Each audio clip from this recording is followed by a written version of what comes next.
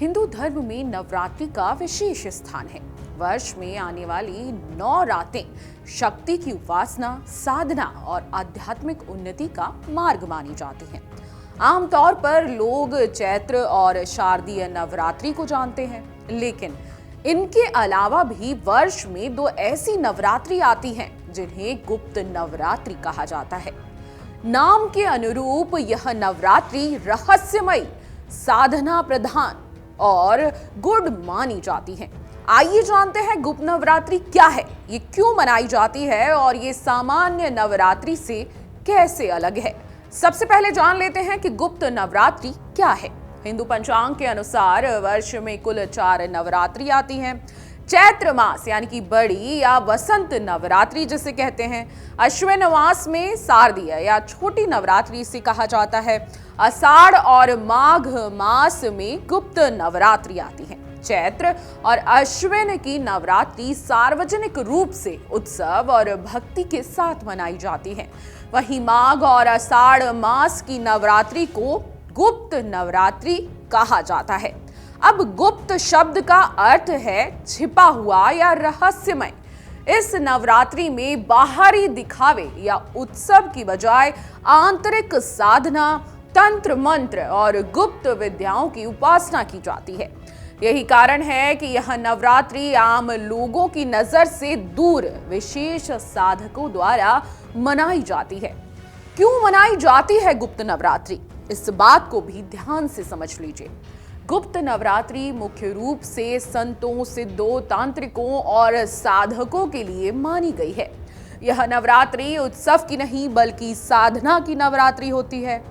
मान्यता है कि इस दौरान की गई साधना से विशेष सिद्धियां प्राप्त होती हैं।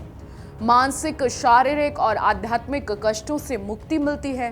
तंत्र मंत्र की साधनाओं में सफलता मिलती है। मोक्ष की दिशा में साधक आगे बढ़ता है। अघोर और शाक्त परंपरा के साधक इस समय महाविद्याओं की उपासना करते हैं। यह नवरात्रि आत्मशक्ति जागृत करने और जीवन के गूढ़ रहस्यों को समझने का अवसर मानी जाती है। गुप्त नवरात्रि और सामान्य नवरात्रि में क्या अंतर होता है, बहुत सारे लोगों के मन में ये सवाल भी उठता है, तो इस चीज को भी समझ लीजिए। प्रकट और गुप्त स्वरूप यानी कि चैत्र और शारदीय नवरात्रि प्रत्यक्ष रूप से मनाई जाती हैं, जबकि माघ और आषाढ़ की नवरात्रि गुप्त रूप से की जाती हैं।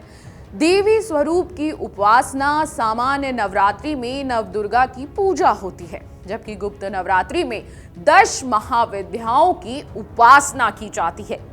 साधना का प्रकार क्या रहता है दोनों नवरात्रियों का, ये भी समझिए। प्रत्यक्ष नवरात्रि में सात्विक पूजा, व्रत, गरबा और भजन कीर्तन होते हैं। वहीं गुप्त नवरात्रि में कठोर व्रत, तांत्रिक साधना और संयम का अधिक महत्व होता है। कामना का उपदेश, दोनों नवरात्रि में क्या उपदेश रहता है ये समझिए। सामान्य नवरात्रि सांसारिक सुख, स्वास्थ्य और समृद्धि के लिए होती है, जबकि गुप्त नवरात्रि सिद्धि, आत्मिक उन्नति और मोक्ष की कामना के लिए होती है। परंपरा से जुड़ा अंतर भी समझ लीजिए। मान्यता है कि प्रत्यक्ष नवरात्रि वैष्णव परंपरा से जुड़ी होती है, जबकि गुप्त नवरात्रि का संबंध शैव और शाक्त परंपरा से होता है। प्रमुख देवी कौन सी हैं ये समझिए। प्रत्यक्ष नवरात्रि में देवी पार्वती का स्वरूप प्रमुख माना जाता है, जबकि गुप्त नवरात्रि में मां काली की विशेष आराधना की जाती है। गुप्त नवरात्रि भले ही आम जनमानस में उतनी प्रचलित ना हो, लेकिन आध्यात्मिक दृष्टिकोण से इसका महत्व अत्यंत गहरा है।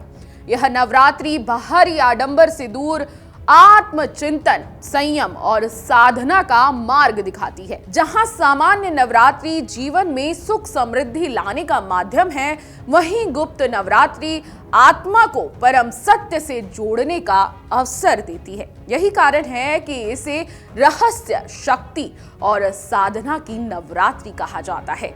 तो गुप्त नवरात्रि में आम जन अगर पूजा पाठ ना करें या गुप्त नवरात्रि में 10 महाविद्याओं की आराधना ना करें, लेकिन नवरात्रि में माताओं के स्वरूप को प्रणाम आपको जरूर करना है। आप सभी को गुप्त नवरात्रि की हार्दिक शुभकामनाएं। अगर आपको हमारा ये वीडियो पसंद आया हो तो हमारे चैनल जीवांजलि को सब्सक्राइब करें